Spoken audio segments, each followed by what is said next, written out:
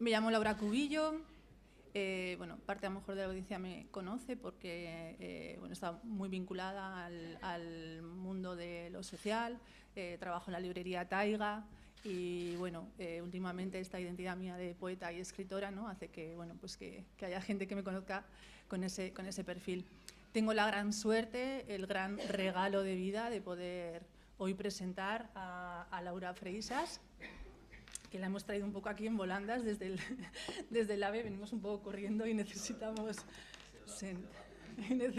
sentarnos y decir, ya hemos llegado.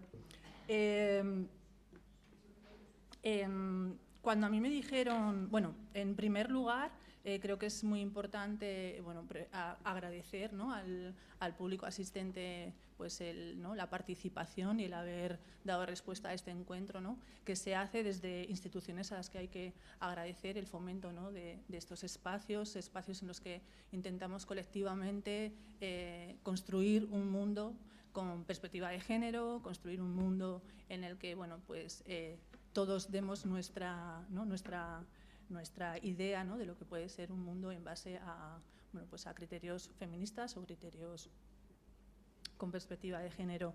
Por eso doy las gracias desde aquí a la Concejalía de Igualdad, al Ayuntamiento de Toledo, como no, a la Biblioteca Regional y a mucha otra gente que está detrás, organizadores, colaboradores, que hacen posible el FEM 2020, que es donde se enmarca esta actividad, este encuentro, y bueno, y vamos arrancando. Cuando a mí me dicen que tengo que presentar a Laura Freixas, con lo que supone quién es Laura Freixas, ¿no?, un referente en literatura feminista, un referente de la literatura nacional, pues tengo claras dos cosas. No sé si lo voy a conseguir, que es que ella nos cuente mucho, nos hable mucho, y porque es la protagonista, ¿no?, de esta historia, porque es la protagonista del libro que vamos a presentar hoy, y sobre todo también conceder tiempo de oratoria a las personas que han venido a vernos, ¿no? Son mis dos objetivos, a ver si lo puedo hacer. Nosotros, Laura, antes de pasar a presentarte, te voy a contar una cosa. Nosotros en la librería teníamos una taza que decía algo así como: ¿qué somos sino hiladores, hiladoras de historias que se hilan en la rueca de nuestra imaginación? Yo os tengo que decir que concibo la escritura como un trabajo completamente artesanal, donde de alguna manera tienes que ir desmenuzando cada nudo, ¿no?, que está en tu mente, en tu imaginación, en todos esos recuerdos, esas sensaciones, etcétera, ¿no? Y una vez que los vas deshilando, ¿no?, pues vas intentando hacer diferentes hilos que unas veces entrelazas unos con otros, ¿no? Y al final acabas escribiendo un libro como es el de Laura Freixas. Laura no da puntada sin hilo en este libro, y por eso para mí también va a ser un poco difícil intentar en 4 o 5 preguntas intentar abarcar esta presentación, pero bueno, lo voy a intentar. No sé si, Laura, antes de que yo siga poniéndome un poco más nerviosa, ¿quieres decir algo? Bueno, deciros que Laura es un referente, eso, ¿no?, en literatura feminista, que viene a presentar su libro. A mí no me iba a pasar, es la protagonista real de esta historia, de una historia que ya se ha cerrado, de un ciclo vital ya cerrado, de un matrimonio, de la construcción de un sueño que luego, bueno, pues ella al final ve que no es el sueño, ¿no?, con el que se había imaginado, que ella quería construir, ¿no?, y de alguna manera, bueno, sobrevuela esos hechos y reflexiona sobre ellos. Más o menos. Yo si digo algo que no se refiere al libro o que no, pues tú alegremente me lo dices. Hola. No funciona el micro. ¿Sí? ¿Funciona? ¿Ahora sí? Vale, que lo tenía que acercar. Hola, buenas tardes. Ante todo me quiero disculpar por el retraso y agradecerle al FEM la invitación y agradeceros a vosotras y algún vosotro, justo para el plural, hay 2, bueno, 3, vuestra presencia. Y nada, Laura, seguimos. ¿Seguimos? Bueno, lo que sí, tú digas. Sí, claro, sí. Seguimos. A ver, hemos dicho que es una autobiografía, vale. Al final, bueno, yo creo que Laura lo que hace en el libro, me pongo las gafas porque últimamente esto de ser mayor me ha producido una serie de desvelos también. Bueno, yo creo que la biografía de Laura, ¿no?, sobre todo refleja de alguna manera, ¿no?, los desvelos en la búsqueda del ser como persona, pero sobre todo en la búsqueda del ser mujer de alguna manera, ¿no? Ella se pregunta qué es ser madre, qué es ser hija, qué es ser mujer, qué es ser escritora, qué es ser Laura Freixas, ¿no?, qué es ser Verónica, qué es ser Natalia, en un mundo construido, pues no precisamente, ¿no?, para que nosotras podamos desarrollar, ¿no?, toda esa esencia. Esa búsqueda del ser, pues es un encuentro consigo misma que Laura, al hacer, o yo lo entiendo así, al hacer la novela, pues al final lo que provoca es un encuentro muy íntimo, pero un encuentro colectivo que creo que es verdaderamente lo que es un festival y lo que tiene que ser la charla de hoy, ¿no? Un café entre nosotros donde podamos, pues, debatir ciertas cosas. El estilo de la novela es un estilo, a mí me ha parecido, bueno, trepidante, con un humor muy personal, una chispa narrativa que te hacía ir rápidamente y sorprendente y no poder poner ninguna resistencia, ¿no?, a la lectura, ¿no? En ningún momento decae, en ningún momento, pues, es una lectura aburrida. Deciros también que, claro, no lo sé si la perspectiva de género viene también un poco con la perspectiva del tiempo, a lo mejor eso lo podríamos hablar luego. Y por entrar ya en el tema y para que nos empieces a contar cosas sobre el libro, bueno, la imagen de portada, es que no tenemos aquí ninguno, mira, si tenemos ahí uno, si nos lo acercáis, es una imagen potentísima, es una imagen, cuando yo hablo de desvelos, lo hablo en los dos sentidos, ¿no? Los desvelos, las limitaciones, las obstrucciones, todos esos límites que una se encuentra, ¿no?, en la búsqueda de ese ser mujer, pero también en el desvelo, ¿no?, cuando ya, bueno, pues por fin, ¿no?, se te cae, ¿no?, ese velo que te habías puesto en los ojos y te das cuenta de cómo es la realidad. Por empezar, con los primeros capítulos del libro, tú hablas que vienes de una familia acomodada, ¿no?, de alguna manera, y de repente, ¿no?, en esa adolescencia que ya pasa, se te encienden los focos, ¿no?, y te dicen, a ver, construya usted un nuevo escenario, ¿no? Además está así como adormilada, con el sol, ¿no?, su vida plácida, y esos focos le están diciendo, construya un nuevo personaje, ¿no? Entonces, hay palabras de Laura en ese relato que a mí me ponen los pelos de punta, porque cito textualmente. Ella dice, tuve que amputar, tuve que anular el recuerdo, tuve que amputar la nostalgia, en definitiva. Yo creo que, bueno, el abandono, el remordimiento, incluso llegar a criminalizar esa parte tan importante como es la sensibilidad de una persona, ¿no?, en la construcción de su propio ser como mujer, ¿no? Y tú eso lo pones en el libro, de cuando de alguna manera ya decides qué es lo que voy a hacer con mi vida, ¿no?, ahora que he encontrado, ¿no?, a una persona con la que quiero compartir mi tiempo, y lo que voy a hacer es una mujer que viene además con valores feministas, soy una mujer dura, soy una mujer guerrera, ella le llama, ¿no?, soy una mujer yeti, que me voy a casar con otro yeti y voy a demostrar que se puede llevar a cabo, ¿no?, una vida independiente, pero claro, haciendo todo eso que acabo de decir, ¿no?, amputando, criminalizando mi propia, ¿no?, mi propia sensibilidad. Bueno, pues muchas gracias, Laura, me ha gustado mucho lo que has dicho del libro. Y tú pones el dedo en la llaga porque efectivamente creo que el problema para las mujeres, puede parecer una cosa muy banal, pero creo que no lo es construirnos una identidad de mujer. Porque realmente, ¿qué es ser mujer? Lo que ocurre es que vivimos en una sociedad y en una cultura hecha por los hombres y para los hombres, donde las mujeres se definen en función de los hombres. O sea, las mujeres, la definición que se da de las mujeres es lo que ellas son para los hombres. Si son atractivas para los hombres, si son cuidadoras para los hombres, si son rivales para los hombres.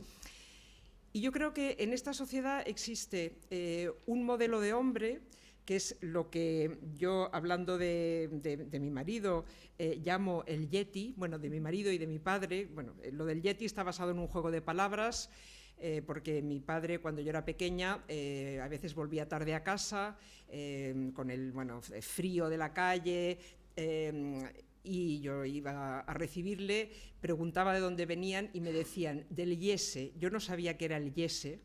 De hecho, son las siglas de una escuela de negocios, porque mi padre por las noches hacía como un máster de negocios, pero a mí aquello me recordaba un personaje de los cuentos de Tintín, que era el Yeti, que era esa especie de simio enorme, solitario, cazador en la nieve, etc. Y yo veía a mi padre así, como alguien muy fuerte que salía a cazar y que volvía con el frío y solitario, etc.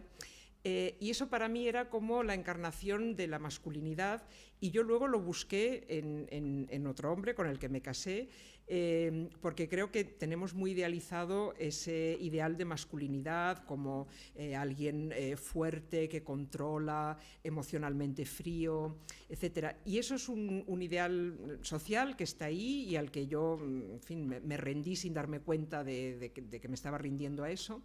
Pero hay un ideal masculino. Y en cambio, ¿cuál es el ideal femenino? El ideal femenino es un ideal con el que no nos sirve, porque ¿cuál es el ideal femenino? ¿Quién es el ideal femenino? Isabel Preisler, por ejemplo. Y lo digo porque yo, sin citarla por el nombre, aquí aparece y tiene un papel. Es decir, el ideal femenino es la mujer que es algo para otros, que es atractiva para el hombre, como digo, que es la que le hace de ama de casa y de cuidadora y rodea, le da calor humano, etcétera, al hombre, pero ella por sí misma, ¿cuál es el ideal al que las mujeres podemos tender como una definición propia? Y yo fui descubriendo que no tenía ese ideal, porque cada vez que hacía algo me encontraba con una imagen social de ese algo, por ejemplo, de ser madre, con la que no me podía identificar. ¿Cuál es el ideal de madre? Pues es la buena madre, que es tan buena, tan buena, tan buena, que no existe, que es imposible ser esa madre, ¿no? Entonces, cuando yo era madre tenía como aquí en el cogote ese ideal de madre que me decía que una buena madre sería la que estaría disfrutando muchísimo haciendo manualidades con sus hijos.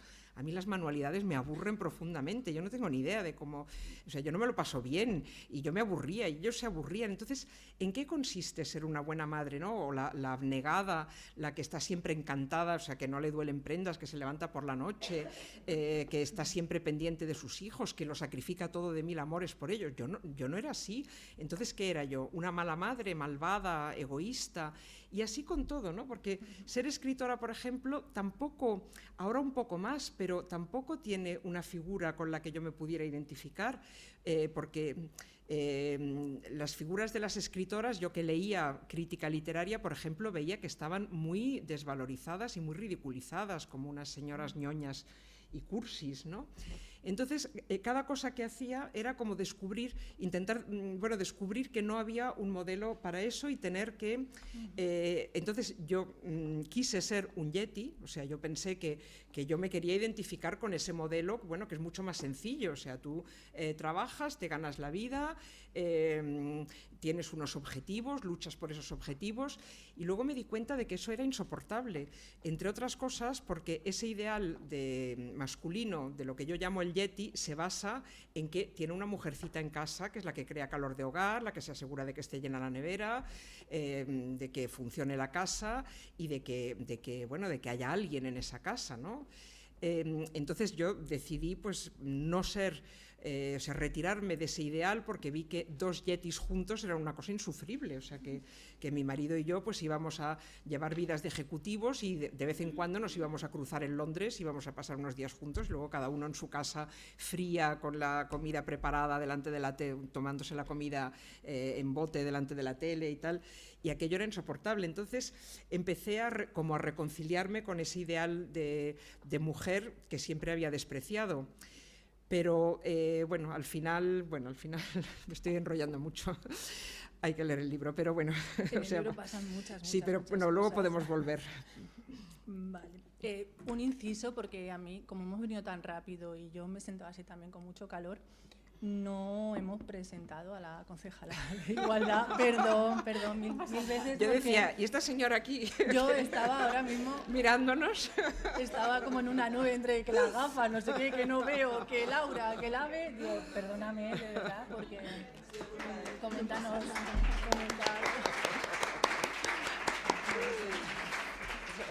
No sé si quieres hablar del FEM, el comentar algo sobre el festival, creo que es importante el enmarcarlo. No sé, bueno. Bueno, buenas tardes a todos y a todas.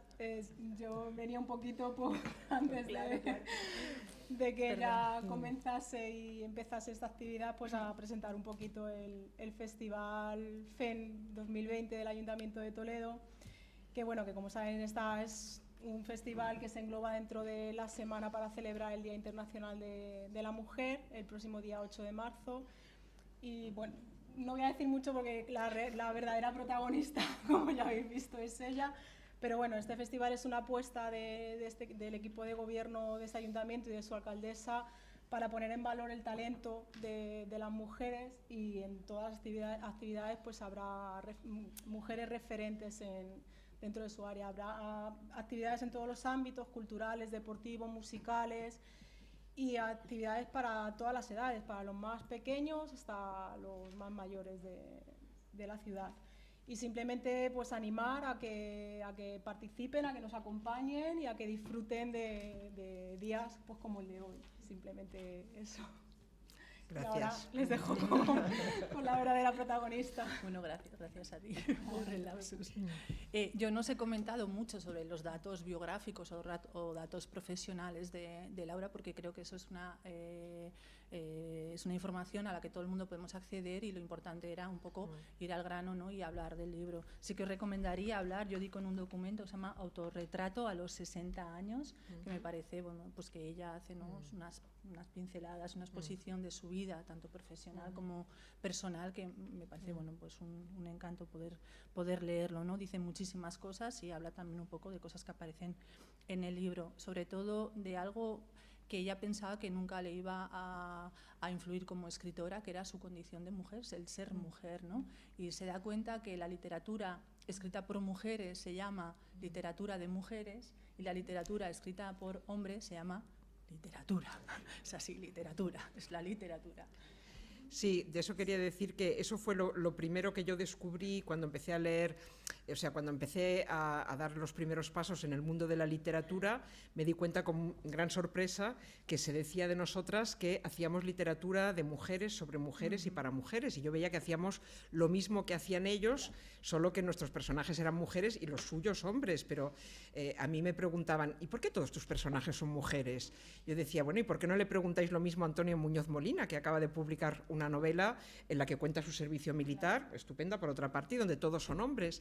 Pero luego me he dado cuenta de otra cosa, y es que sencillamente esto no es más que la expresión para la literatura de lo que es el principio básico del patriarcado, que es la confusión entre el varón y el ser humano. O sea, el varón no es visto como varón, es visto como el ser humano, y por lo tanto lo que él hace es general, es de todos, es para todos, porque él encarna la humanidad. Y en cambio lo que hacen las mujeres no encarna la humanidad, eso ya está en el lenguaje, ¿no? La palabra hombre significa varón y ser humano a la vez. Yo hace poco he tenido una pequeña polémica con la Real Academia, porque la Real Academia, en este informe que ha hecho a petición de Carmen Calvo sobre el lenguaje inclusivo, etcétera, dice que decir el hombre no oculta a la mujer. Y yo he dicho, hombre, pues vamos a ver, el hombre, o sea, yo puedo decir yo como hombre del siglo XX, por ejemplo, ¿no? O se puede decir, si decimos el hombre medieval moría en la guerra, a todo el mundo le parece muy normal. ¿Podemos decir el hombre medieval moría de parto?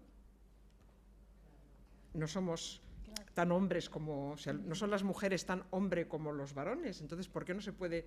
Bueno, en teoría se podría decir, sin embargo, obviamente no se dice, ¿no? Pero bueno, sigue, perdona. No. Yo después de leer el libro me quedo un poco con una pregunta también, ¿no? Y quizá pues puedas aquí también, no sé, el darnos algunos algunas pinceladas sobre ello. ¿Cómo dotamos de sentido, ¿no?, algo tan importante como es cómo hacemos esto de la vida en común, pero ya no la vida en común solamente como mujeres, con una pareja, sea esta mujer o sea esta hombre, sino nuestra vida en común con el resto de mujeres, nuestra vida en común con nuestra familia, ¿no? Todas esas, ¿no?, discusiones que aparecen, ¿no?, con la madre o con, ¿no?, cómo buscamos la independencia de nuestro ser mujer en un mundo en el que nosotros nos tenemos que mover y en un escenario en donde nos la están dando por todas partes un poco. Entonces, ¿cómo se dota de sentido a esa vida en común? Yo creo que lo difícil es... hay un momento en que yo explico cómo yo intentaba no caer en los tópicos o en fin, no hacer lo que se esperaba que yo hiciera, por ejemplo, como madre, y que llega un momento en que no sabes cómo te metes como... A ver, yo lo comparo con... Va cayendo la lluvia y cae al tuntún hasta que encuentra como una rambla o un canalón por donde entonces ya va en línea recta. Yo sentía que había estado como dando tumbos hasta un momento en que, sin saber muy bien cómo ni por qué, de pronto encajábamos mi marido y yo en todos los tópicos y era como estar en un tren y en unos raíles que iban recto y a toda velocidad. Es decir, cuando empiezas a hacer lo que se espera de ti, todo es muchísimo más fácil, pero tú no quieres, ese es el problema, ¿no? Entonces, y al mismo tiempo tampoco quieres hacer exactamente lo contrario de lo que esperan de ti o hacer lo que se espera del otro sexo. Tienes que ir inventando sobre la marcha con elementos de aquí y de allá.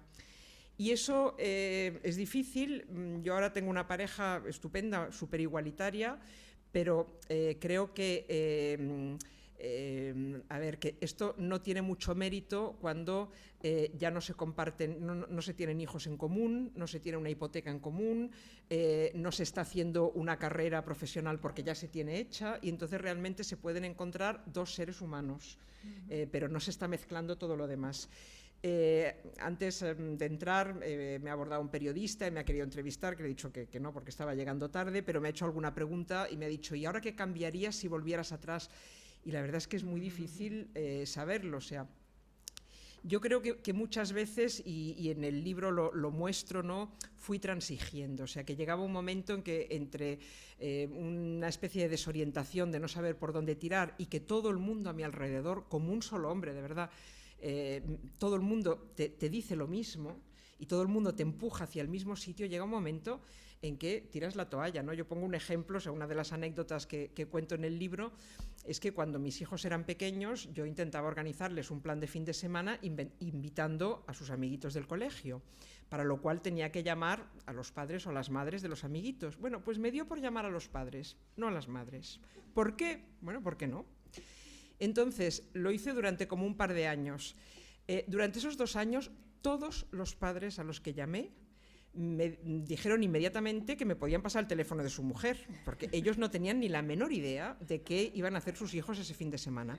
La única excepción eran los padres que estaban divorciados cuando estaban recién divorciados, es decir, antes de tener una novia y poder pasarme con la novia, que era la que los organizaba el fin de semana de los hijos. Bueno, pues esto no es más que una pequeña anécdota, pero como dice Rosa Luxemburgo, quien no se mueve no siente las cadenas. O sea, si tú haces todo lo que se espera de ti, pues tú no sientes que nadie te está presionando, pero basta con que te apartes un poco. Por ejemplo, me llamaban del colegio, su hijo tiene fiebre, y yo decía, bueno, ¿y por qué me llaman a mí, no llaman a su padre? Entonces me decían, ¿qué pasa? ¿Están ustedes divorciados? Bueno, todavía no lo estábamos, pero es que era constante. Y luego todo el mundo alrededor que te dice, pues ¿para qué trabajas tanto si tu marido gana? Y dices, bueno, lo gana mi marido, pero no lo gano yo. Ay, mujer, ¿qué cosas tienes? ¿Pero qué pasa? ¿Que no quieres a tu marido? ¿Que desconfías? ¿Pero cómo eres? Pero tal. El día que te divorcias te enteras de lo que vale un peine, en fin. Luego hablaremos, ¿no?, de ese salto final, ¿no? Bueno, yo tengo que decir que una vez que lees, yo creo que es lo verdaderamente magistral, ¿no?, del libro. Yo tengo muy disociadas, en mi mente diferente, ¿no?, quién es Laura Freixas ahora y quién es la Laura Freixas que aparece la protagonista del libro, ¿no? Yo te veo con tu peto más joven, o sea, yo he construido mi personaje en base a todo eso que nos cuentas. Y tú has llegado a decir también que ella hace el libro en base a unos diarios que también tiene, ¿no?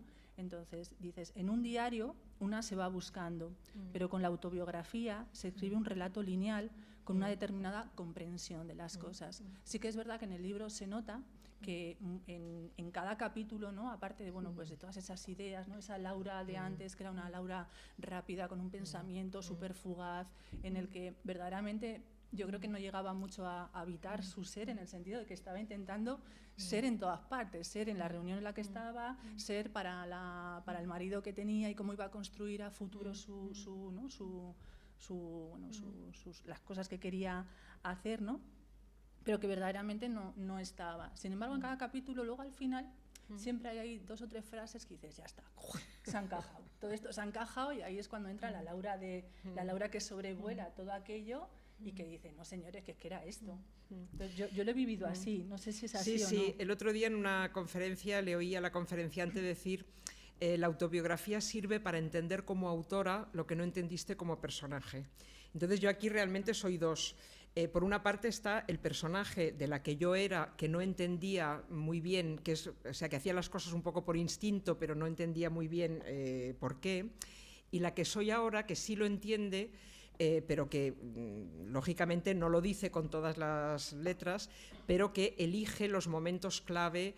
Por ejemplo, hay esa conversación cuando yo he dejado mi trabajo, he dejado mi ciudad, lo he dejado todo y me he ido por amor a vivir a París con mi marido. En esa conversación ya, cuando yo he abandonado la idea, digamos, de ser yo la Yeti y él el Yeti, ¿no? De tener un matrimonio de 2 personas frías, trabajadoras, ambiciosas e idénticas, y ya estoy girando hacia otra cosa. Hay esa conversación en París donde he elegido muy bien todo lo que cuento. Parece que se está hablando de cosas pues tontas, ¿no? O bueno, pues donde vamos a esquiar, no vamos a esquiar, ha llamado a mi padre, tal, y en el fondo ya ahí se está mostrando cómo ya me estoy sometiendo a él, ¿no? Y al final, es una cosa tonta, tenemos que elegir un sitio de vacaciones y él quiere uno y yo quiero otro, y muestro cómo cedo al final, y no lo explico, pero yo creo que ya se va viendo, ¿no? O por ejemplo, ese es un capítulo que me costó Dios y ayuda redactar, y parece muy sencillito, ¿no? Que pasan 4 cosas, pero hay momentos que son muy clave, y donde además yo quiero mostrar lo que quiero mostrar sin que se vea demasiado. Por ejemplo, hay otro capítulo que es, bueno, todos los capítulos son autobiográficos, pero algunos son más literalmente autobiográficos y otros son más como una síntesis. Por ejemplo, pues esa conversación que te digo con mi marido es como un resumen o una selección de muchas conversaciones. Pero hay un capítulo que también que es literalmente cierto, y me costó mucho redactarlo de una manera que, a ver, yo lo que intento es que no se note lo que yo pienso ahora, ¿no? Que quede la cosa como en tablas, que quien lo lee tenga que decir, bueno, pues esto se puede ver así o se puede ver de la otra manera. Y es el capítulo de la pelea con mi madre. O sea, es literal que yo tuve una pelea con mi madre que acabó a gritos y portazos por un cuento de Carmen Martín Gaite. Obviamente, ahora me doy cuenta de que mi madre y yo nos hemos pasado la vida no hablando de nosotras, sino hablando de literatura para hablar de nosotras a través de la literatura. Y en ese cuento de Carmen Martín Gaite aparece un modelo de mujer, y claro, nos estábamos peleando sobre eso, ¿no? Sobre ese modelo de mujer. Y escribir ese capítulo de tal manera que no parezca que yo soy súper inteligente y moderna y mi madre es una mujer pasada de moda, que era lo que yo pensaba entonces, ni que parezca lo que pienso ahora, que es que mi madre tenía más razón de la que yo entonces veía. Para que queden tablas, bueno, lo he reescrito no sé cuántas veces. Es precioso ese capítulo, a mí ese capítulo a mí la verdad es que me gusta también. Sí. Me emocionó mucho, ¿no? Cuando, bueno, que vais a leer el libro y vais a disfrutarlo y vais a gozarlo. Y al hilo de lo que dices, pues yo entiendo también que a veces, ¿no?, la comprensión del otro o de la otra a veces viene indefectiblemente por pasar por la propia experiencia, ¿no? Sí. Y el decir, entenderás a tu madre cuando seas madre. Sí. Yo he trabajado muchos años en el tema del refugio y al final también se optó un poco por, bueno, personas que habían tenido experiencia migrante que fueran a sus países a contar a otros, ¿no?, lo que verdaderamente había sido esa experiencia. Pero claro, con ello, con esa labor, porque yo entiendo tu libro como un ejercicio también de prevención, de sensibilización, de, mire, yo no vengo a dar consejos, pero aquí dejo lo que yo he podido aprender de esto. Y entiendo que también haya mucha gente que le va a pasar, por mucho de que esto se ponga sobre la mesa, de la misma manera que había mucha gente que si quería migrar, iba a migrar, no porque tú le dijeras que aquí las cosas eran como fueran, ¿no? Entonces, no sé, a mí ese paso previo, no es que tengamos que experimentarlo todo, verdaderamente. Tú también muchas veces hablas del diálogo, de lo que te sirve la literatura como diálogo interior, ¿no? El ver otras experiencias. Pero nos podemos saltar escaleras o no sé cómo, no quiero decir que tengamos que experimentar para aprender o para cambiar, pero sí que habrá mucha gente que lea esto y que le pase, ¿no? Porque bueno, yo creía que a mí no me iba a pasar, claro. porque estaba prevenida, pero siempre tenemos un ángulo ciego, o sea, yo vivo en constante diálogo con la literatura, o sea, en constante diálogo con lo que leo. Y me doy cuenta, y además eso es uno de los temas así de fondo, entre líneas, de todo lo que escribo, que la literatura, o sea, que lo que se lee no se entiende hasta que se vive, y lo que se vive, en mi caso, tampoco se entiende hasta que se lee en otros, ¿no? Yo ahora venía en el tren leyendo un libro de Vivian Gornick, que es una autora norteamericana que últimamente se ha puesto más o menos de moda, una señora ya mayor y tal, y entonces hay un momento en que ella cuenta varias experiencias que tuvo cuando fue profesora de escritura creativa en universidades de provincias de Estados Unidos.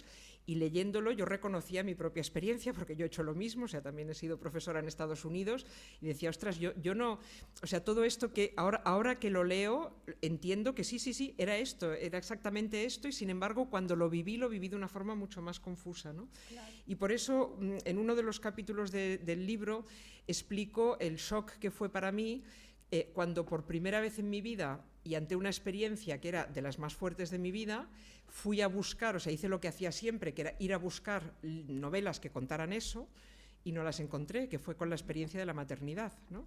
O sea que aquí tengo un capítulo donde cuento en primera persona algo que luego he desarrollado desde un punto de vista teórico y tal, que es que no hay, o sea, que fue además, me abrió los ojos para darme cuenta de que la experiencia de las mujeres no está en la cultura. O sea, ¿cuántas películas hemos visto sobre guerra y cuántas películas hemos visto sobre una mujer que va a ser madre? Y sin embargo, bueno, o un ejemplo que yo pongo mucho, constantemente todos los años se publican docenas de novelas sobre una experiencia que ninguno de los que estamos aquí, o sea, que ninguno de los vivos ahora en España prácticamente ha vivido, que es la Guerra Civil Española. Y sin embargo se sigue escribiendo sobre la Guerra Civil Española. Cada año en España unas 300.000 mujeres dan a luz y unas 100.000 abortan. Y de eso la literatura no dice una palabra. ¿Qué pasa? Que es una experiencia insólita, que es una experiencia poco importante, que es una experiencia banal. O sea, esto la única explicación que tiene es el patriarcado, evidentemente, pero yo nunca lo había pensado. O sea, yo que siempre había leído sobre todo lo que vivía, o sea, antes de, no sé, de dedicarme, de tener una vocación literaria, había leído novelas cuyo protagonista es alguien que tiene una vocación literaria. Antes de ir a Nueva York había leído novelas y visto películas de Woody Allen que pasan en Nueva York. O sea, que todo tenía ecos y todo tenía, me ayudaba, la cultura me ayudaba a entender mis propias vivencias. Entonces, cuando fui madre, me di cuenta de que no, de que solo tenía los anuncios de potitos. Sí, claro. Y aparte que la narrativa esa no solamente no está en la literatura, que no hay una narrativa oral entre mujeres de lo horroroso que es ser madre. O sea, es como un tema tabú, ¿no? Bueno, mujer. En el que no, o sea, no lo querías poner así, lo bueno pero y lo es malo, un tema tabú en el que yo recuerdo ahora se habla más. Ahora, es como algo ahora mucho sí, más pero abierto. desde hace muy poco, desde hace muy pocos pero años. hace unos años yo me acuerdo con una amiga contar de esto no te lo cuenta nadie, y porque te otras lo cuenta, mujeres no me han contado esto, ¿no? Entonces sí que es verdad que hay un espacio, y tú en ese capítulo también dices que como que el ser mujer, o yo también te quería preguntar un poco eso, ¿no? El feminismo o la construcción, ¿no? de este mundo con otros parámetros, sin que de alguna manera el capitalismo o este sistema patriarcal, ¿no? y sus tentáculos, ¿no? que al final llegan de manera sibilina a muchos sitios y nos hacen creer muchas cosas y se disfraza de muchas cosas. Se me ha ido la pregunta, yo es que hablo mucho también. En todo caso, quería decir que algo que parece tan propio de especialistas y tan, en fin, algo que no le interesa a nadie fuera del mundo académico, como es la falta de representación en la cultura de las experiencias de las mujeres, tiene unas consecuencias muy reales para nosotras, o sea, nos desempodera, nos deja como desconcertadas, nos quita, o sea, no somos dueñas de nuestra propia experiencia si no tenemos alguien que la refleje y un arte, una literatura donde esa experiencia se viva como algo importante, ¿no? Yo me sentí, o sea, como madre sentía cosas, bueno, lo cuento en el libro, ¿no? Muy contradictorias. Por una parte me sentí muy feliz porque fue una maternidad muy deseada y que fue muy bien, y al mismo tiempo me sentía muy empoderada porque había creado un ser humano y eso me parecía maravilloso, y al mismo tiempo sentía como que el mundo a mi alrededor, la sociedad alrededor, me hablaba de potitos, de pataditas, de flatitos, y como que banalizaba y degradaba completamente esa experiencia, y además me marginaba. O sea, yo sentía que el mundo me decía, bueno, quédate ahí en tu rincón jugando a muñecas, que el mundo es nuestro, ¿no? O sea, ya está, ya no vas a poder. Y yo tuve una especie de depresión posparto. Yo dudo mucho que las depresiones posparto, bueno, no puedo generalizar, pero en fin, dudo mucho que sean simplemente una cuestión hormonal, porque tengo la impresión de que todo lo que les pasa a las mujeres como que se le quita importancia, y todos son o los nervios o las hormonas, que no se ve como una experiencia humana y social. Y yo tuve una depresión que fue 3 meses después, cuando me quedé sin trabajo, o sea, que realmente no tenía nada que ver con el parto ni con las hormonas, sino con que de pronto yo no veía mi papel en la sociedad, me veía completamente marginada, abandonada sola en un caserón con un bebé, ¿no? Claro, si además tú dices eso, ¿no? Y a mí ya me han dado mi papel y el mundo sigue girando, exacto. Y como ya me han dado mi papel, esto que era el que todo el mundo, que era Entonces, el que todo el mundo quería, no? donde todo el mundo me quería poner, que era ahí. Pues ya está, ahora ya está, ya lo tienes, pues cállate y quédate ahí, eso, con tu cochecito y tu tal, haciendo de madre, pero déjanos que las cosas importantes las hacemos nosotros, Tú ¿no? narras esa experiencia en el sentido que y dices, y pasé de sentirme Dios porque había creado algo, ¿no? A sentirme nada. Del Dios a la nada, ¿no? Entonces eso es verdad que la literatura, ¿no? Se tiene que Claro, reflejar no tenía una guía. Claro. Ahora, en los últimos años, pero muy pocos, como 5 años, han empezado a salir bastantes libros de, en fin, extranjeros que se han traducido, que El nudo materno de Jane Lazar era un libro de los años 60, no se había traducido nunca, ahora por fin se ha publicado aquí, desde Adrienne Rich o Nuria Lavari o Silvia Nanclares, etcétera, de mujeres que cuentan, bueno, lo que yo cuento aquí, que son varias cosas, no solo la maternidad, sino antes los tratamientos de fertilidad y luego la adopción. Literatura sobre adopción hay muy poca y además está muy idealizada, ¿no? O sea que cuando vas a adoptar pues sientes lo mismo que tú decías, ¿no? Nadie me contó esto, ¿no? Claro. Todo, es decir, que lo que tiene que ver con la maternidad se presenta o como algo puramente biológico, hormonal, etcétera, o sea, como algo que pertenece al mundo de la medicina, donde además los expertos son hombres y tú se supone que estás allí pues para obedecer las instrucciones, o como algo completamente idealizado y banalizado, cursi, ñoño, y no te puedes reconocer, o sea, ni en el discurso médico, que no es un discurso humano, ni en ese discurso que a mí me irritaba. O sea, yo quería grandes novelas sobre la maternidad, quería poemas épicos, claro. Y en vez de eso me encontraba con la revista Tu Bebé, que me trataba de tú, o sea, ¿de qué, no? Y todo con diminutivos, ¿no? Los peditos, y ahora que ya pasa 3 meses del parto te preguntas cómo recuperar una tripita plana, dices, bueno, vete al cuerno. Y luego por contra también dices, ¿no? Que de alguna manera se simplifica el hecho de ser mamá o de ser mujer, enmascarado también, ¿no? Con tintes a lo mejor feministas, porque al final se deja solamente a un ámbito del regresar casi a nuestros ancestros, ¿no? A la naturaleza. Vamos a parir todas, vamos a ser más mujeres porque todas vamos a parir debajo del agua, con dolor, porque el dolor está muy vinculado a la historia de la mujer, y de alguna manera, ¿no? Tú ahí, claro, no te reconoces y dices, bueno, yo quiero ser mujer, quiero ser madre, pero quiero reconocerme como hacía antes, ¿no? En otro... Sí, es que ese es un discurso muy tramposo, todo ese de la crianza con apego y el parto natural, etcétera, y yo lo cuento, bueno, como cuento todo en el libro, no como una idea abstracta, sino como algo concreto. O sea, cuento que me encuentro con una conocida que cuando que me cuenta su parto y me lo cuenta como una especie de experiencia mística y tal, y que yo tengo que decidir pues cómo voy a parir y si voy a amamantar, etcétera. Y al final mi conclusión, o sea, es un tema, bueno, que da mucho de sí, sobre el cual además creo que tendría que haber más debate dentro del feminismo, ¿no? Porque están como las posturas muy enfrentadas, están los de el biberón y la guardería, y están los de la crianza con apego y llevarse el bebé a todas partes, y yo llego a la conclusión de que esa crianza con apego me parece una nueva versión del amor romántico, o sea, una cosa maravillosa de fusión y tal, que me da un miedo. Y también una cosa muy en el fondo patriarcal, porque es como volver a la naturaleza, como decir, esto no tiene que ver con la cultura ni con la ciencia, sino que volvemos a una cosa, a un estado un poco como animal, ¿no? Y que yo he vivido siempre en la cultura, o sea, yo me he enamorado pues muy a través de la cultura, o sea, no es casualidad, por ejemplo, que me enamorase de un francés, porque para mí la cultura era francesa y mi visión del amor venía a través de la cultura francesa y de Brassens y de las películas francesas, etcétera. Yo todo lo vivo a través de la cultura, y esto no lo podía vivir a través de la cultura. Bueno, pues entonces no lo quería vivir aceptando esa división, ¿no? De que yo iba a vivirlo como pura naturaleza. En ese aprendizaje, no sé muy bien, Sonia, perdona, como vamos de tiempo, a mí me controláis desde fuera, por favor, ¿vale? Vamos Te bien. pongo aquí el reloj. Vale. ¿Estamos cómodos? ¿Estamos bien? Vale. En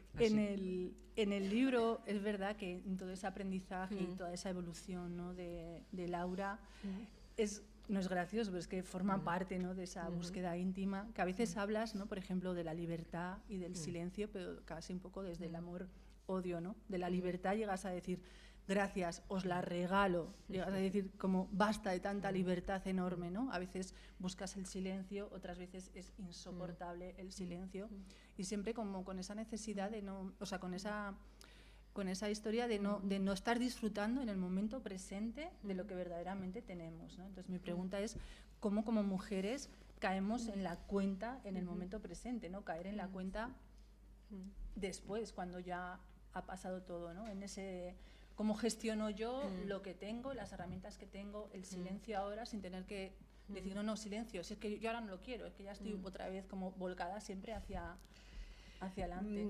Pero es que el deseo y el sentimiento siempre tiene una parte de imprevisible, o sea, esto nunca lo vas a poder evitar, y una parte de incomprensible. Yo siempre me esfuerzo por entender, pero esa comprensión es a posteriori, cuando ya has hecho muchas cosas que no tienen vuelta atrás, ¿no? Siempre que se hace una biografía, supongo que también se pregunta, no sé si se pregunta, pero bueno, hay más protagonistas, ¿no? En una biografía, esos protagonistas entendemos que leerán o no leerán el libro. Ya sé por dónde va, familia, ¿no? Porque, no sé si es tu caso, si quieres contestar a la pregunta o no, pero a mí me parece, porque además luego voy a citar la descripción de la familia de Tien, de tu exmarido, que a mí me parece, vamos, una descripción, ¿no? No, era una vida aséptica completamente, pero claro, yo me pongo en tu piel, ¿no? Decir, bueno, yo he escrito esto, yo lo he vivido así, los demás han comentado algo sobre cómo lo viviste o cómo lo vivieron ellos, o si están y dicen, es verdad, ahora caemos todos en la cuenta con esto, gracias por haberlo, no lo sabemos. No sé si, pero solamente si quieres contestar, sí. Es un asunto muy complicado, muy delicado, que ya me tuve que plantear con los diarios. Porque yo creo que este libro, que realmente es el libro de mi vida en todos los sentidos del término, nace de la confluencia entre mis dos experiencias como escritora. Una es como diarista, o sea, como diarista tengo la experiencia de la sinceridad y de publicar cosas muy íntimas, aunque sea años después, que esto me parece imprescindible, esa distancia temporal. Y como novelista tengo el oficio de novelista, porque una cosa que quería decir es que esto es la historia de de un matrimonio y de una vida pues bastante banal, y que he tenido que utilizar el oficio de novelista para, por ejemplo, que tuviera intriga. O sea, os fijaréis, si leéis el primer capítulo, en que uso un truco que es decir que hubo dos frases muy importantes, que una me la había dicho mi marido y otra me la había dicho mi amante. Y entonces eso es como un anzuelo que os lanzo para que sigáis leyendo, y una la digo al final de ese primer capítulo, pero la del marido, pero la del amante solo saldrá en el último capítulo. Y luego voy lanzando otros anzuelos durante durante el texto. Pero entonces, con la experiencia del diario, ya me había dado cuenta de que efectivamente es un tema muy delicado, porque no puedes evitar ser juez y parte. O sea, tú eres parte interesada, evidentemente, pero también eres juez porque no hay otro juez. O sea, no hay una ley que te diga qué es lo que puedes hacer. Esto no se lleva a los tribunales, afortunadamente, en España. En Francia sí, se ha llevado muchas veces a los tribunales a escritores, porque ha habido gente que se ha considerado, que se ha reconocido, que se ha considerado agraviada, etcétera. Luego, si quieres, os cuento algún caso. Bueno, entonces, ¿cómo se hace? Para mí la manera de hacerlo es, bueno, por una parte, en este libro hay una cosa, y es que yo mantengo mi propio nombre, pero he cambiado los nombres de mi marido, de mis hijos. En algunos casos no solo he cambiado el nombre, por ejemplo, el caso del amante, para que no fuera reconocible, pues he cambiado el nombre, la profesión y alguna cosa más. Y eso es mi manera de decir, esta es mi autobiografía, pero no es la biografía de los demás, porque yo cuento lo que para mí es verdad. O sea, yo creo que todo lo que digo es verdad, pero obviamente es mi verdad y otras personas lo verán de otra manera, tendrán otro recuerdo, etcétera. Entonces es una especie de mezcla.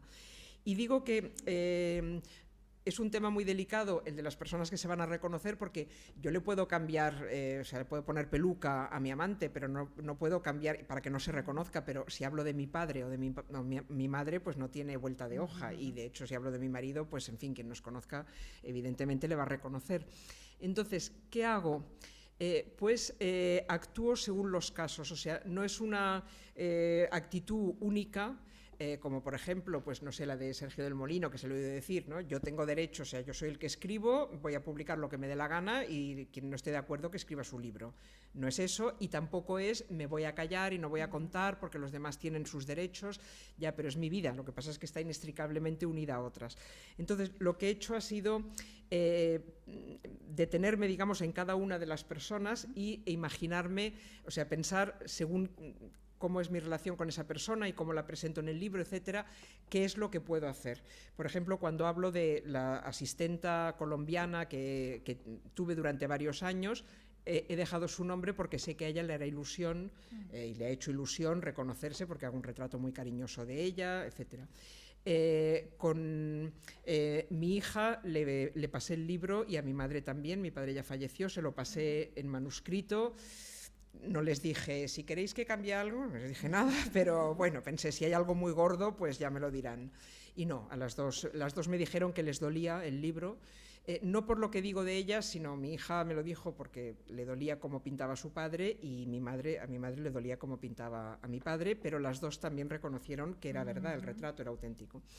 Con mis suegros, como son franceses y no lo van a leer y tal, me despaché a gusto, la verdad. Ahora hablamos de los suegros. Ahora hablamos de los suegros. Y mi exmarido, que no salga de aquí, yo creo que no se ha enterado de nada, porque vive, bueno, ya prácticamente no tenemos relación, por suerte, y además vive en otro país, casado evidentemente con una mujer mucho más joven, a la que, en fin, que estuvo... No, es que me hace mucha gracia porque es como muy representativo de lo que veo a mi alrededor. O sea, nos separamos, se fue de casa y a las 3 semanas ya tenía novia. Bueno. Pues sí, muy representativo de lo que vemos a nuestro alrededor todos los días. Bueno, hablando un poco por dar una puntadita también a lo que hablábamos antes del silencio y de la libertad, hablando de la familia del exmarido, ella cuando los describe, y cito textualmente, dice... Bueno, pues era una familia como muy neutra, ¿no? Muy como que no sentía, no sufría, ¿no? Muy aséptica en la relación con el otro, pues porque así no tenía problemas, ¿no? Todo estaba como súper delimitado, cada uno en su sitio y ya está, ¿no? Y ella dice, una expresión escrupulosamente neutra, una sonrisa mecánica, una afable imposibilidad, no se ofenda, no se enfade, y ella llega a decir... Yo anhelo ser un robot como ellos. ¿Por qué? Porque si no soy robot, soy una persona sensible, soy una persona que se queja, soy una persona que llora, habla mucho del llanto, de por qué tenemos que llorar a escondidas, ¿no? Soy una persona que pregunta también, soy una persona que a lo mejor el status quo que tenemos, ¿no? De repente lo desmenuza porque no es un robot. Y ella dice, yo quiero ser un robot. Incluso llega de alguna manera diría, ¿no? En esa jaula de oro, en ese desierto de hielo que ella describe, ¿no? pues no es que lo llega, ¿cómo se dice? Lo llega a firmar, lo llega a disculpar, porque, bueno, entiende que y necesita la aceptación del otro, al que ella quiere, ¿no? Entonces, ¿cómo eso que tú no eras, porque tú no eres un robot, cómo llegas incluso a justificar lo que no me salía la palabra? Lo justifico porque necesito que el otro me mire, porque necesito que el otro, seguir siendo imprescindible para el otro, y yo lo que quiero es ser un robot como ellos, porque así no voy a dar la murga a nadie. La verdad es que fue bastante difícil describir a mis suegros al principio del libro, presentándolos de una manera que a mí me parece horrorosa, pero al mismo tiempo explicando que yo les admiraba muchísimo. O sea, como que yo los describo como yo los veía en ese momento, o sea, como personas admirables por esa impasibilidad, por ese control, por esa dignidad, y en los que yo me refugiaba huyendo de mi familia, que era una familia de muchos gritos y llantos, y muy latina, y muy de muchos abrazos, y muy de que no la puedes abandonar nunca, porque son como pulpos, yo digo una planta carnívora llorosa, los comparo, ¿no? Y entonces aquellos otros señores tan dignos y tan distantes, y tan cada uno en su casa y Dios en la de todos y tal, me parecían maravillosos.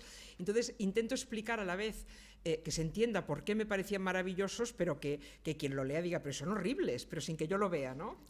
Bueno, ya no me acuerdo cuál era la pregunta, pero en fin, eso era. Porque en toda la primera, o sea, yo creo que el libro a la mitad como que bascula. Y yo al principio veo a mis padres como insoportables y que estoy deseando perderles de vista, y que me voy a vivir a Inglaterra y a Francia, de donde sea, porque no soporto esa intensidad y ese como, o sea, los veo como muy invasivos. Y mis suegros me parecen maravillosos, y hacia la mitad del libro imperceptiblemente empiezo a ver a mis padres como humanos y a los otros como unos robots, ¿no?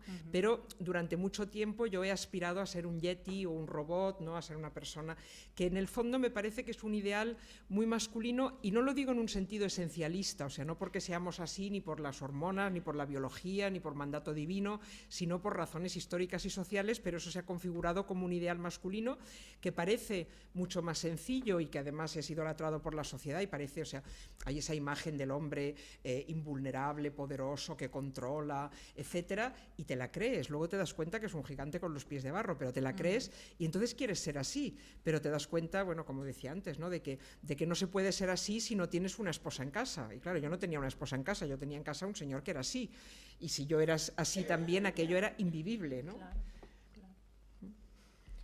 Bueno, voy a concluir ya 2 o 3 preguntas, y así también damos paso pues a todos los asistentes que puedan preguntar. Tú has hablado de las 2 frases famosas, ¿no? Que no vamos a decirlas aquí porque no es cuestión de hacer spoiler del libro y no lo vamos a desmenuzar entero, pero también hay otras 2 frases que a mí me llaman muchísimo la atención, que aparecen en diferentes capítulos, ¿no? Y una es que tú citas directamente se me ha ido el nombre, de la antigua directora de Radio Televisión de Pilar Miró. De Pilar Miró, ¿no? Pues que ella se enfrentó, ¿no? a todo lo que se tenía que enfrentar, hasta que la pobre mujer, ¿no? acabó casi infartando, ¿no? de toda esa lucha, ¿no? que tenía, ¿no? Entonces ella dice: cada día me levanto y me pongo un cuchillo entre los dientes y me voy a trabajar. A Televisión Española, sí. Sí, ¿no? De hecho, no es suya la frase, es de Carmen Sarmiento, pero bueno, me interesaba. No, yo se la atribuyo a Pilar Miró. O sea, en ese sentido, quiero decir, el oficio de novelista te hace, por ejemplo, fundir personajes. O sea, yo no me podía poner a hablar de Carmen Sarmiento. Entonces, fundía en Pilar Miró. O sea, hay un capítulo en el que yo tengo que decidir si sigo en mi vía, digamos, de yeti, o si lo abandono y me voy de mujercita amorosa a París con mi maridito. Y entonces yo veo 2 modelos, porque en ese año en que yo tuve que tomar esa decisión, que fue como hacia el 89 o así, había 2 mujeres que estaban en todos los medios, en todas las portadas, y una era Pilar Miró, que encarnaba, o sea, no digo el nombre, pero bueno, lo reconocerá quien lo conozca, que encarnaba como la mujer profesional, ambiciosa, etcétera. Era una mujer con una pinta tristísima, que siempre se vestía de negro, que era madre soltera, que estaba operada del corazón, que bueno, no es culpa suya la pobre, pero era como que le pasaba de todo, que decía, o sea, no decía esa frase, pero esa frase me venía muy bien, ¿no? Lo del cuchillo entre los dientes, y que se hablaba de ella porque se había caído con todo el equipo. Es decir, porque recordar recordáis que perdió su cargo de una forma muy humillante además, y era como decir, bueno, si tú sigues, chica, si tú sigues por ese camino, ya ves lo que te espera, ¿no? Claro. La soledad, una vida muy dura, y encima no te van a apoyar, porque los hombres no te apoyan, ¿no? Y el otro extremo era Isabel Preisler. Claro, que acababa de casarse con Miguel Boyer, y a los 40 años se había quedado embarazada por vez número no sé cuántos, y salía en todas las revistas. O sea, una mujer sin oficio ni beneficio, o sea, que no sabe, quiero decir, una mujer que no sabe hacer nada con un canuto, que no tiene ninguna profesión, y que sin embargo, solo por ser amada, pues parecía irradiar belleza, cariño, admiración y encima riqueza, etcétera, ¿no? Y yo creo, luego cuando lo cuento la gente se queda muy sorprendida porque piensa que las intelectuales no vamos a la peluquería y no leemos revistas y no nos enteramos de estas cosas, pero yo creo que eso forma parte de la cultura y nos influye de una forma inconsciente, ¿no? Cuando citas esa frase hablas también mucho del mundo editorial, de que el mundo editorial y que el mundo de la cultura, por pensar que es un mundo progre, un mundo más, ¿no? Como, bueno, pero que se le ha consentido mucho y que hay muchísimo machismo disfrazado y un Luego hay otra frase que bueno, me parece impresionante, que es cuando dices, ¿no? Es que mi mujer sabe cómo ser feliz, ella sabe cómo ser feliz, y ahí está, ¿no? Eso es una frase auténtica de Miguel Boyer respecto a Isabel Preisler, sí. Es que me acuerdo, o sea, yo reconozco que a mí me influyó ese modelo, ¿no? O sea, mi mujer sabe ser feliz y eso se contagia. Y es que yo veía que yo también quería ser feliz y que, digamos, que la felicidad en la pareja la tenía que aportar yo, porque él no se iba a ocupar de eso, ¿no? Claro, a mí esa frase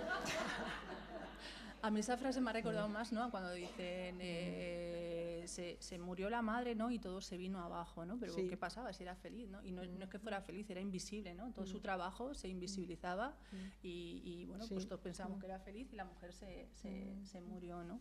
Entonces, bueno, en ese sentido. Bueno, la última pregunta ya, o dos preguntitas para concluir, ¿no? Cuando tú dices, yo no sabía si quería ser madre, o sea, yo no fui madre porque de alguna manera había una programación exterior que a mí me estaba casi como obligando, había unos ciclos vitales que también me estaban obligando y que tampoco nos enseñan a gestionar, ¿no? Y fui madre un poco porque era lo que tocaba, ¿no?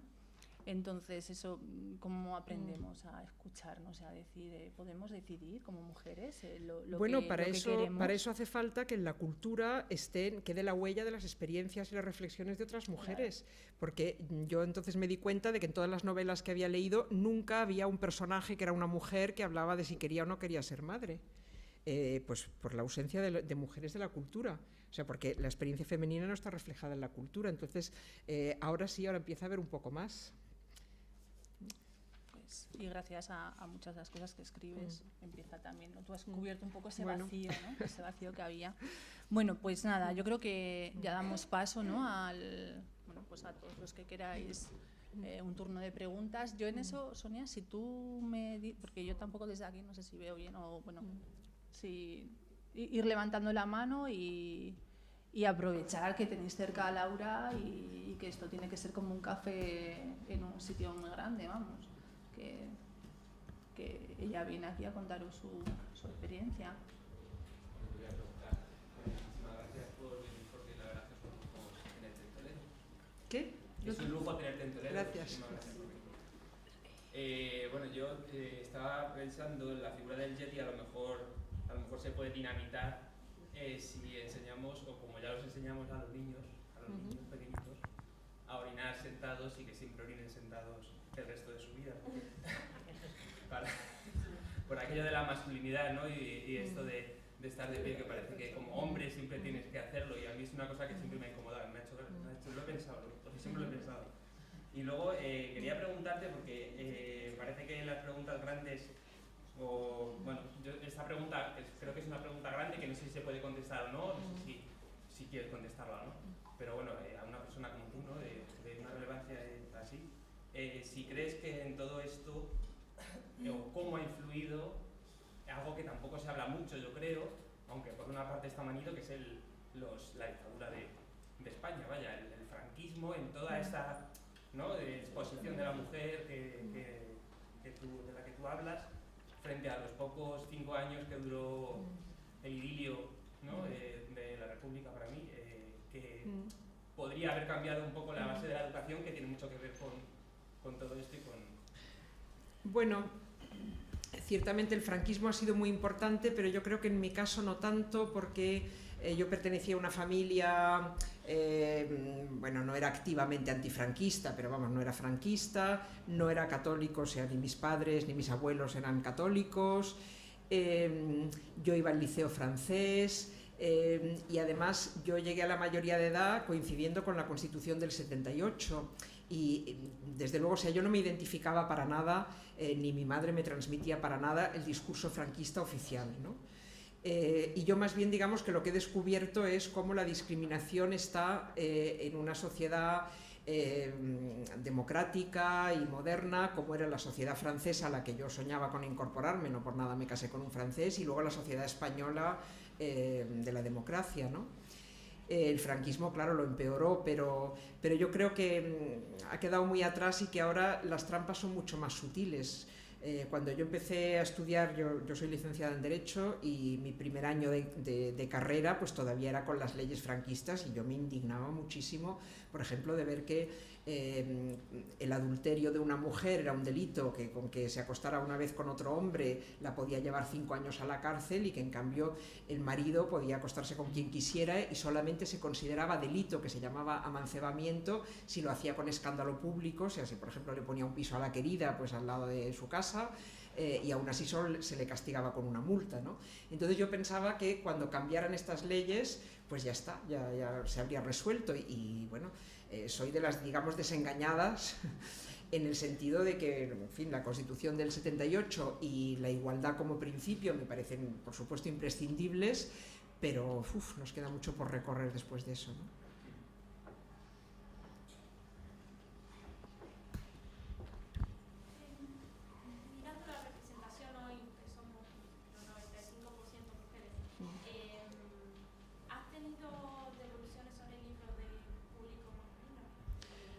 Muy pocas, la verdad. Alguna, o sea, a mí me escriben bastantes mujeres, bastantes lectoras, y lo agradezco mucho, por Twitter, por Instagram, como sea, y me comentan el libro y me lo agradecen, y estoy encantada, y echo un poco de menos que lo lean y lo comenten hombres. Alguno, sí, alguno lo ha hecho y ha dicho que le ha servido para entender mejor su propio papel, ¿no? Ese silencio, esa distancia, y cómo repercute en las mujeres. Pero bueno, esto de los hombres frente al feminismo es un problema que yo no sé cómo se resuelve, y tampoco sé si nos toca a nosotras hacer algo, ¿no? Porque tendrán que ser ellos, pero quizá en parte es porque hay un malentendido, y es porque se cree que el feminismo consiste en que las mujeres alcancemos lo mismo que tienen los hombres, y no, es que hay un equilibrio, o sea, es lo que decía del Yeti, es que los hombres no van a poder seguir haciendo lo que hacen y comportándose como se comportan y viviendo como viven, si las mujeres cambian, porque todo lo que ellos hacen está, o sea, el modelo masculino está basado en una mujer invisible, ¿no? O sea, el trabajador puede trabajar como trabaja porque no se tiene que ocupar de llevar a su madre al médico, por ejemplo, ¿no? Entonces, a medida que nosotras vamos cambiando, ellos o tienen que cambiar, o bueno, pues siguen encontrando mujeres que en fin, en algunos casos pues las importan, ¿no? Las importan, me refiero a que en Estados Unidos, por ejemplo, se importan mujeres realmente por catálogo, asiáticas o rusas, etcétera, porque ya no cumplen, o sea, porque son las que todavía cumplen ese papel que otras no, pero esto tiene poco recorrido, creo yo. Hay una cosa que yo pienso, pero que no sé si, que es que si se llegan realmente, que parece que sí, igualar los permisos de paternidad y maternidad, yo creo que esa va a ser una de las cuestiones principales para esto que tú aludes. Se empieza a igualar, no sé, ¿qué te parece a ti?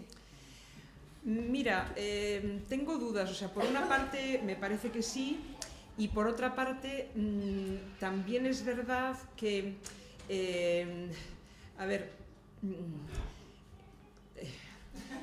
ver, no, espérate, hay un dato que yo no sabía y que me sorprendió mucho, que es que la mayor parte, o sea, una parte muy importante, no sé si la mayoría, de las mujeres que tienen hijos no son asalariadas en ese momento, y por lo tanto los permisos iguales, intransferibles, etcétera, son para personas asalariadas, y si no eres asalariada ya no perteneces a eso por una parte.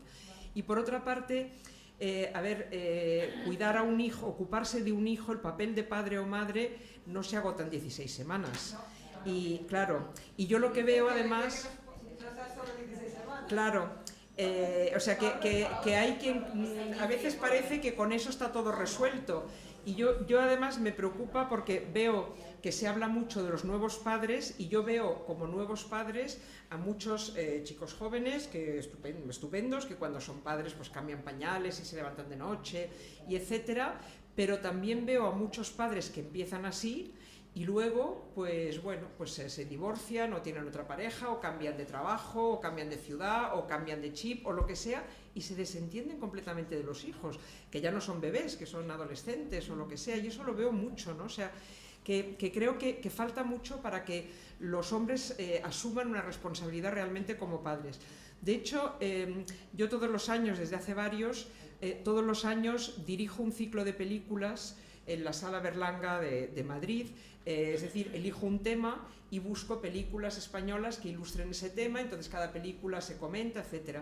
Y para este año, que va a ser a finales de marzo, he elegido como tema Madres y Padres, para que hablemos de los padres, ¿no? Que hay mucho que decir sobre el papel de los padres.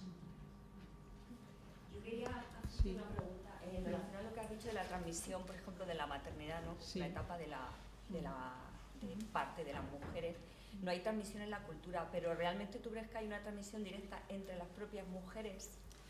Porque yo creo que no, porque a mí me ha pasado de gente más joven que tú que te ha dicho cuando ha pasado por la maternidad, ¿por qué no me habías dicho ¿Por qué nada? no me avisaste, no? Claro, Sí, es curioso porque yo creo que probablemente había mucha más transmisión antes, y ahora hay una mezcla de factores, por ejemplo, el hecho de que ahora las familias son, como se llama en sociología, nucleares, es decir, compuestas por la pareja y los hijos, y ya no familias extensas, o sea, ya no hablas con las tías, las abuelas, etcétera. El tipo de urbanismo, ¿no? El que vivamos tan aislados, etcétera. Y luego también creo que es un efecto paradójico del avance hacia la igualdad, porque como en el fondo el modelo masculino sigue siendo el prestigioso y avanzamos hacia la igualdad asimilándonos a lo masculino, nos quedamos sin un espacio y un discurso para hablar de las experiencias femeninas. O sea, yo por ejemplo pienso, mi abuela me podía haber transmitido algo sobre la maternidad, pero lo que me transmitía mi abuela, o sea, yo huía horrorizada porque me parecía, vamos, lo último. O sea, mi abuela era de pueblo y era una mujer sometida, y o sea, yo no quería parecerme a mi abuela para nada. Pero me recuerda, o sea, en novelas de mujeres, por ejemplo, de Annie Ernaux, que es una autora francesa que me gusta mucho, ella habla de cómo a veces en el parque coinciden madres y no se hablan. ¿Por qué no se hablan? Pues yo creo que porque no encuentran las palabras para decirlo, porque no terminan de entender su experiencia por esa falta de referentes culturales, ¿no? Sí, yo creo que porque no solo la maternidad, he hablado de la maternidad porque te has referido tú a ella, pero ocurre lo mismo con el tema del final, ¿no? De la menopausia, que no hay, o sea, tú te metes a buscar información de la menopausia y te va a salir lo que tú has dicho, ¿no? Desde el punto de vista clínico, pues tú vas a tener subida, bajada, tal, si te tomas estrógenos, pero no hay lo humano, se echa de lo menos, vivencial, claro, la humanización, ¿no? En todo lo referente a la mujer. Porque está desprestigiado, porque todo lo femenino está desprestigiado. Entonces, a medida que somos más cultas, más prestigiosas, más intelectuales y más todo, nos cuesta más hablar de eso, ¿no? De algo que necesitamos hablar. Sí, que necesitamos, sí. Una cosa que es una pregunta, en realidad, simplemente para comentarte, ¿no te da la impresión de que últimamente sí que hay más mujeres que no ponen la maternidad como... y además se atreven a decirlo? Sí, me llamó muchísimo la atención la reacción de una periodista hace 2 o 3 años, no recuerdo cuánto, no recuerdo el nombre de la periodista tampoco, pero que decía, bueno, pues acabo de tener un hijo, pero juro que no volvería a tener otro. O sea, no me ha gustado nada, no me gusta ser madre. Y lo publicó. Y realmente son de estas cosas que dices, pues en ese momento me pareció valiente. Es muy valiente, empieza a ver, pero hay poquísimo. Y las que Hay una que se llama Samantha Villar, que tuvo gemelos, y quizá, bueno, pues la pusieron a bajar de un burro, sí. Yo creo que hasta salió de Sí. lo que era el circuito televisivo. Sí, sí, sí. Y de hecho hay un libro que se llama Madres Arrepentidas, que es de una socióloga israelí que entrevista a mujeres que dicen que se arrepienten de ser madre y todas salen con seudónimo, o sea, no se atreven a decirlo porque es un discurso totalmente demonizado. Pero ahora empieza a haber o mujeres que escriben libros contando que no quieren ser madres o que no saben si quieren serlo o que lo están intentando pero han fracasado, o sea, porque es que la maternidad es una experiencia variadísima, o sea, está el aborto, por ejemplo, está los tratamientos de fertilidad, está el ser madre con ovodonación, yo que sé, hay muchísimas variedades, ¿no? Están las distintas etapas de ser madre y esto ahora se empieza a hablar de ello y bueno, yo al final pienso que es una suerte ser escritora siendo mujer porque es un filón la cantidad de experiencias de las que no se ha hablado y de las que podemos hablar. Bueno, sí, vamos a dar paso también ya a las firmas. Bueno, yo decirte que gracias por tu ejercicio de sinceridad, que creo que es un testimonio que bueno, pues es muy importante por lo que estamos diciendo. Y gracias de nuevo pues, a todos los que han organizado el evento y ahora a disfrutar de manera más íntima de Laura. Bueno, muchas gracias por vuestra atención.